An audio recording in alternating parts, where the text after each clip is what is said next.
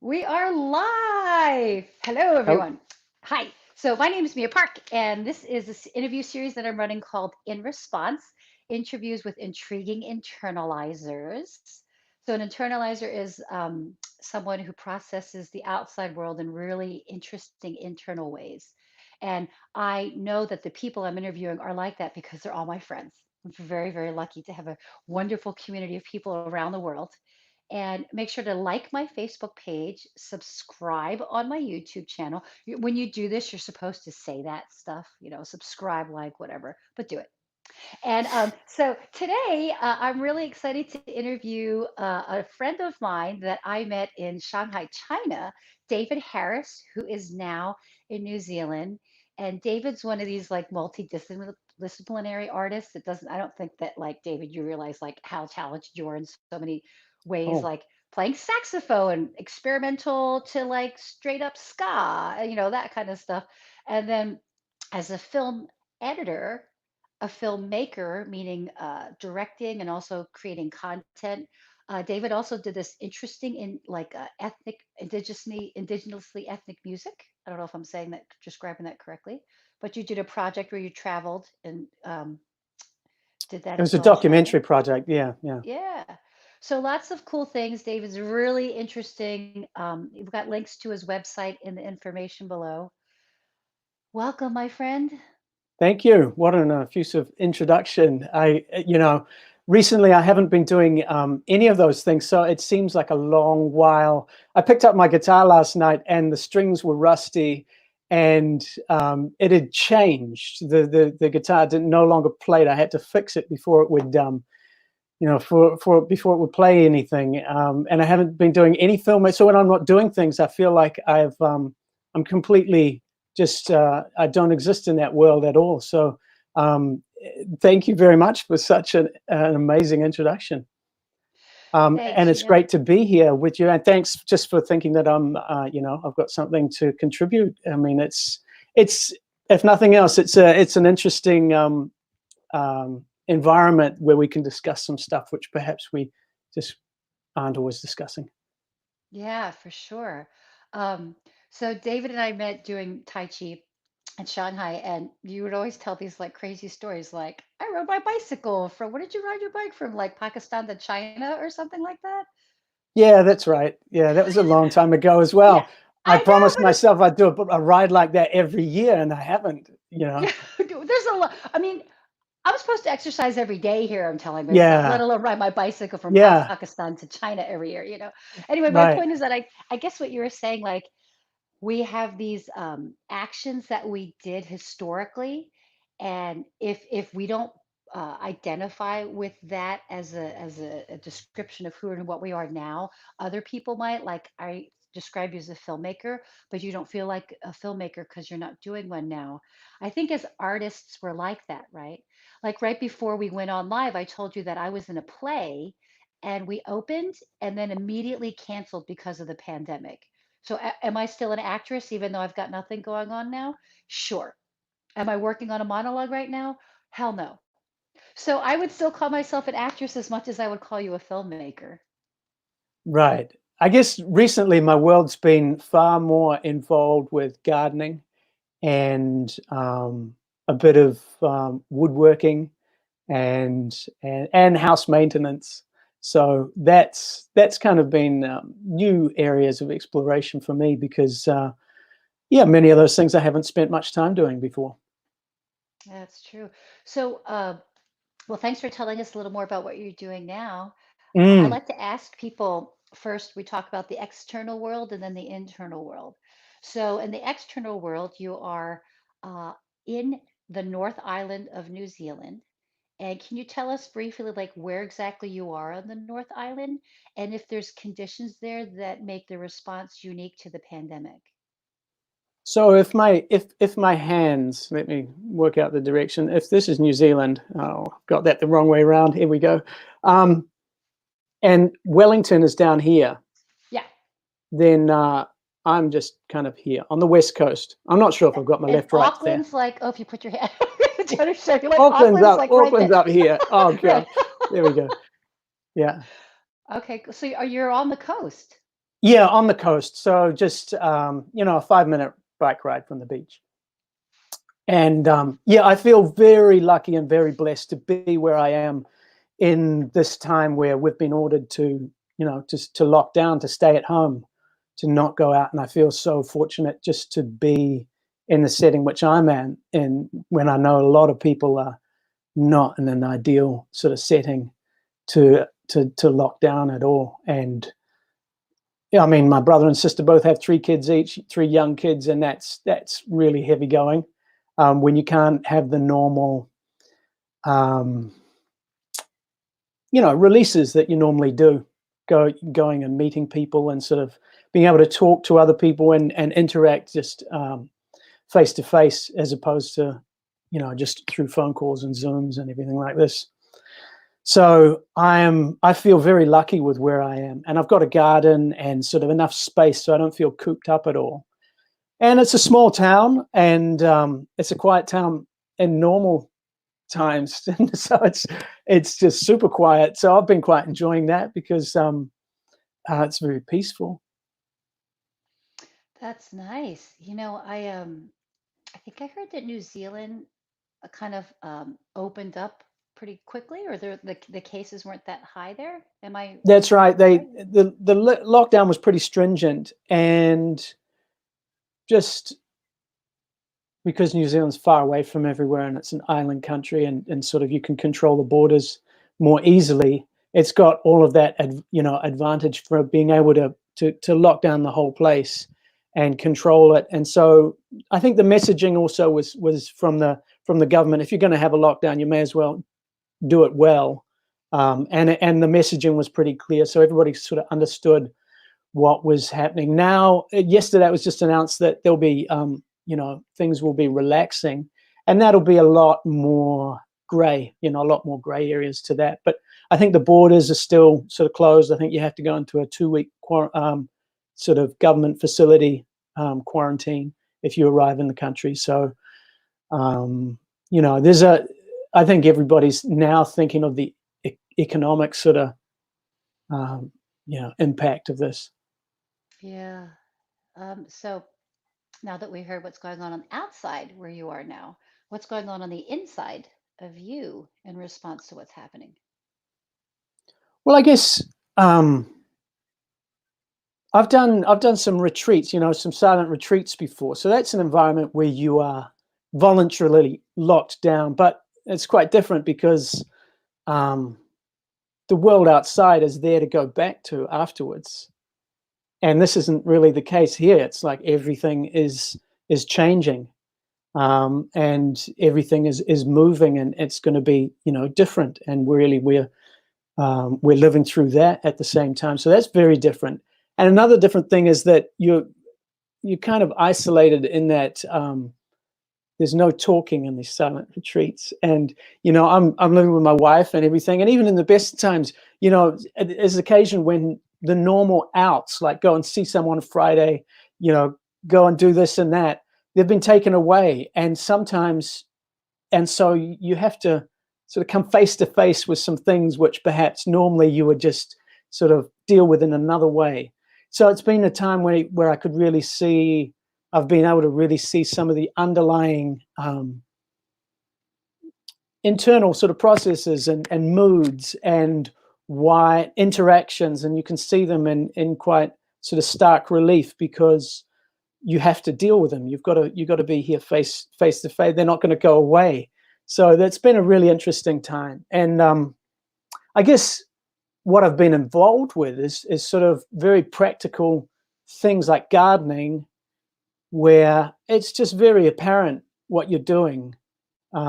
You know, and I've also, right next door to my place, there's been this old barn which is scheduled for demolition, and I asked the guy if I could just, what he was going to do with the timber, and he said, "Go for your life." So I have been, which is, so I've been physically had something which is, you know, really been able to work at, is just demolishing this barn, recycling all the old wood and pulling out all the old nails. So, like they say, you know, the world looks, to someone with a hammer, the world looks like a nail. but for me, it's been the fork end. I just noticed myself wanting to rip out nails everywhere. Um, you know, not ripping down people's houses, just this I recycled could wood. say, like, like your wife goes, "Oh, could you stop taking the nails out of the doors? The handles keep That's right. falling off." Yeah. That's Yeah. interesting. Well, that sounds like it sounds very visceral. Like you're putting your hands in the earth and you're gardening. And like you said, it's a very obvious, it's like very instantly rewarding work.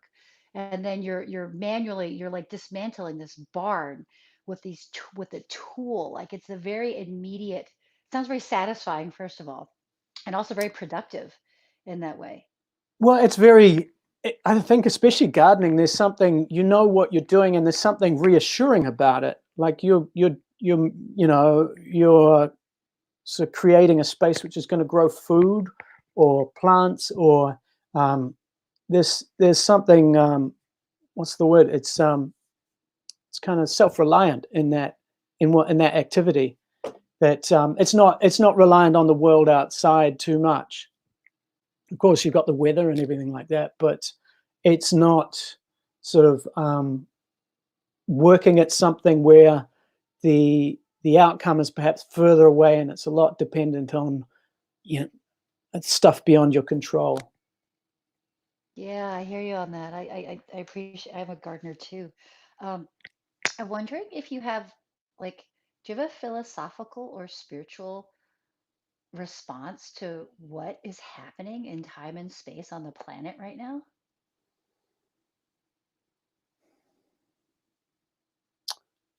I see everything as a I just see the world as sort of a balancing act in terms of an individual and in terms of the whole world. So it in one way, things, this sort of breaking out of this habitual inertia of how things were done and how people are living lives, and the fact that that's for good or ill, it's being broken. It's I mean, looking around the world through newspapers and things like that, it just seems like there's a lot of pain and disruption, and it's there's no way that um, I guess I can just look for what good, you can make of it, but in no way saying it's a good thing or anything. But it is a time, I think, for me personally, just the future of my work is uncertain. So asking myself, what do I want to be doing? Um, in terms of a wider philosophy, yeah, I think just um, that balance, I guess, in terms of the whole of humanity and the planet, we've got so many tools to keep nature under wraps, and it's really a technical problem. It seems like to keep things going the way they were and the way that we're used to. But it seems like there will be a big reevaluation of how far away from yourself you're going to let control go, um, and be dependent on a huge supply chain, for example. Or I'm just thinking in terms of how nations are all connected and the idea of globalization. Hmm. Thanks. I hear you. It's interesting. I'm seeing some correlations because you talked about like how much you can let control get away from you.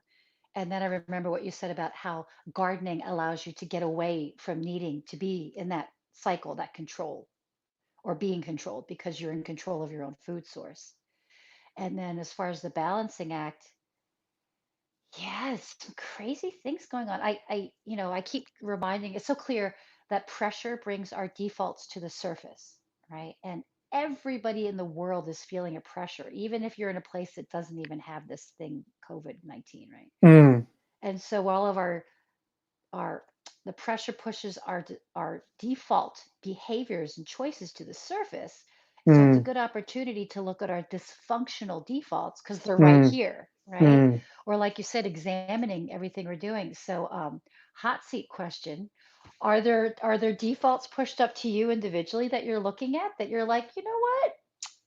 I think I should stop taking nails out of the bathroom door. Or oh, that's a joke. But I mean, is there anything you're kind of looking at in yourself that you think could Oh, I transform mean, here?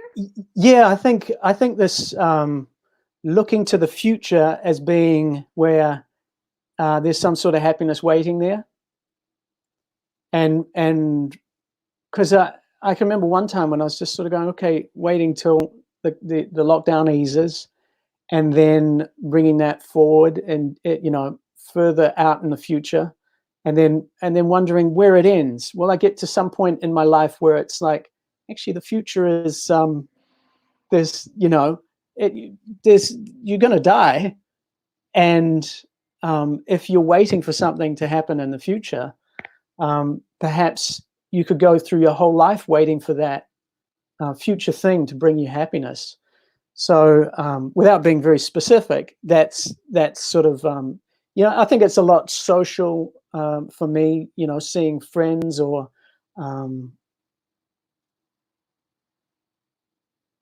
yeah, I think socially that's the main sort of interaction I'm looking forward to. I And can. and I've just felt, well, I need to feel that connection now.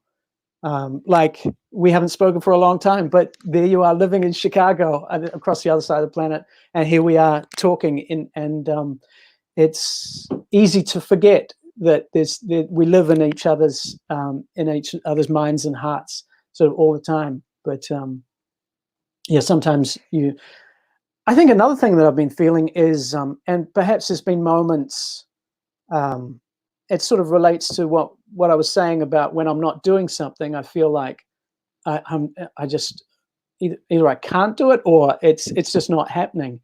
But also the possibilities of things, which can come about through just a little bit of determination. There was times when I was demolishing this barn when I attacked, say, a structure in a certain way with the tools I had, and it seemed like this was not getting anywhere. I wasn't able to cut through this bit, but by standing back and sort of just going, just keep going, just keep going, and then soon another way of doing it would come about, which would have perhaps even a better effect. Perhaps I'd be able to get the wood apart without damaging any of it, nor the nails. I'd be able to recycle everything. So it really made me think that the possibilities which lie in wait through just a bit of sort of tenacity and perseverance it's also a really hopeful thing, that there's a lot possible. And because I think things go sort of in feedback loops in some ways, and sometimes I can notice myself going in a sort of, the voices in my head aren't all bright and shiny, and it goes around like that because they feed off each other, and the opposite way, the lightness can come as well. Mm, it's very well spoken. It's so great that you have this physical manifestation of this barn and the process of manually dismantling this barn with your hands and tools. It's lovely that you're getting inspiration and kind of lessons from that kind of activity. That's Yeah, pretty cool. well, there's also sorry, I interrupt, but there's also just the sort of the materials. This is all native timber, and some of it's been sort of attacked by insects, but some of it's beautiful materials. And what was going to happen, speaking to the guy who was coming to demolish it, it was just going to be busted down and used for firewood or something. And it just seems like, wow, I can see, if you're a builder, why you don't want to use recycled material, because it's a lot of pulling out nails and it takes a lot of time. But I've really actually kind of enjoyed that work of just being able to, I don't know, I put on a podcast, or maybe not anything, and just sort of do that for a long time. I've found it very soothing, and I've enjoyed doing that sort of thing. But it's also given me a sort of respect of the materials, and that all of the, rather than just sort of going to the store and getting new nails, going to the store and getting new timber, and it's given me, it makes me appreciate how much a plank of timber costs, what goes into making it. This tree has grown, it's been felled, it's been it's gone through the sawmill, and it's been refined into a workable plank. It's sort of given me well, I've got a whole pile of wood out there. I'm not exactly sure what I'm going to do with that.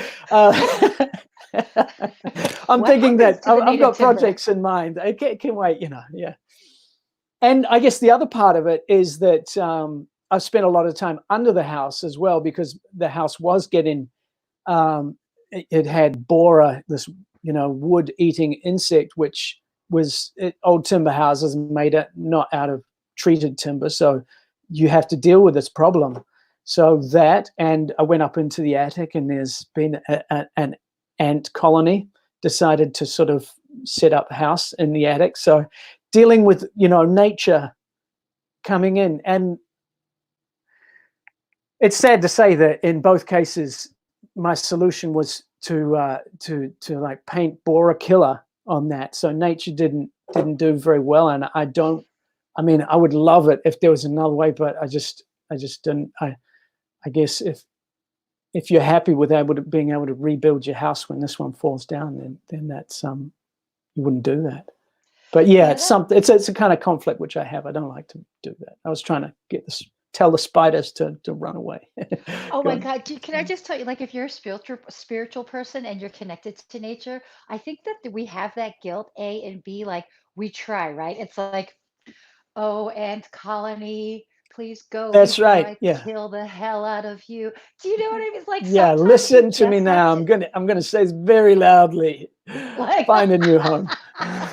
all right, termites, look, Yeah. we're going to have a come to termite Jesus moment. Oh man, we do all that stuff all the time. Like, I remember one time, it's about time to wrap up, but I for some reason I had these little spiders at this like 2 or 3 houses ago. I lived in that place for 9 years, and for some reason, for 1 month, one summer in the 9 years I lived there, I started getting these little spider bites. Hmm. But in bed, right? So I thought I'm like doing Oh. laundry every day. I'm like sealing windows, and it was only one summer of 9 years. I'm like checking, is it my laundry soap? Is it me? So I had a spiritual person told me that if I burned in an aluminum pan during a full moon, if I burned rubbing alcohol and said a specific mantra, the woo woo heebie jeebies would make the biting stop happening. I had a really fun time talking to the invisible spiders that were chewing me that summer, and I did the whole thing with the cotton balls and the alcohol, and like lit this big fire in my living room. It didn't work, but it was awesome. It was it just stopped. The problem solved itself, but we do these things. So it's okay if you killed some bora in your basement, I think. Yeah. I mean, well, I don't know you yet, but I think that's where I'm at. I just didn't know any other way to deal with it, and it was also a feeling of when you've got, I guess, metaphorically, you're dealing with the stuff which there's a problem. Like before I knew there was a problem, I was fine. But as soon as you see the problem, and it's like, oh my gosh, there's some bora here. I got a little spray can, and I thought I'll just deal with this little section. Then I started ripping out the insulation, and I realized, oh my Lord, it's everywhere. I never say, oh my Lord, this is a strange thing that this happening because I'm being interviewed. Pandemic vocabulary. I'm wearing shoulder pads. Like, I Right. never wear shoulder pads. This was a costume from the play that got canceled. Oh, So, I mean, wow. we pandemic outfit, pandemic vocabulary. It's There you okay. go. You're recycling as well. But yeah, once I knew it was there, you just feel like there's this constant deterioration, which is happening, and I need to deal with it. And having kind of dealt with it, I just look at the house and I think, yeah, the quality seems to have, it seems to be that's not happening anymore. And just it may be completely in my head, but I felt it. No, I hear you, man. We could do the metaphor. Yeah, there's a what's the metaphor? So there's a Mm. lot going on there. But anyway, it's time to wrap up. But thank you so much. So much to talk about. David's really an interesting person. So If you want to learn more Well, about Mia, David, you thank can. you very much, and I can say the same for you. Yeah, It's thanks. been fun. Yeah, it's fun. So you can see David's information. Like I said, his website is somewhere below, wherever that thing is. So again, like my Facebook page, follow my YouTube channel, and we've got more of these interviews coming. Actually, every day from a different part of the world. I think until June. So in Chicago, we are sheltering in place until the end of May 2020. So I hope you can tune in and watch the adventure continue. So thanks for watching, everybody.